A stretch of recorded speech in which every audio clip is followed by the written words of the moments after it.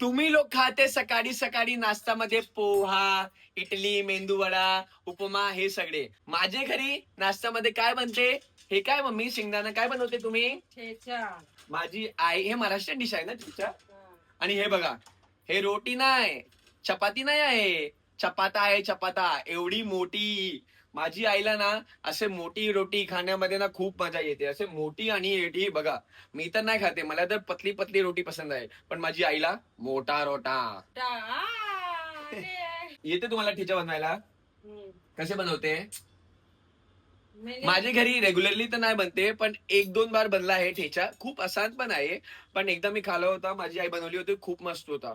तर आज माझी आई परत बनवते शेंगदाण्याचा ठेचा. ठेचा शेंगदाणे काही होत आहे ना? लसूण मिरची. लसूण मिरची. तुमच्यासाठी फक्त बनवलंय की आमच्यासाठी पण आहे? आमच्या मोठी रोटी. आमची मोठी. तिच्या फक्त मोठी रोटी आहे. आम्हाला काय दिली पता नाश्त्यामध्ये? काय दिली? मी काय खाला होता? चावल सब्जी रोटी. तो तर खाना आहे ना जेवण. नाश्त्यामध्ये काय आहे? आमच्या घरी नाश्ता नावाची चीजच नाही. चाय आणि ब्रेड मिळाला मला नाश्त्यामध्ये आणि ते झालं. तेच आमचा नाश्ता होता. आता लंच पण रेडी आहे. सकाळी सकाळी लंच पण रेडी आहे. आणि ती स्पेशल तिच्यासाठी बनवली आहे.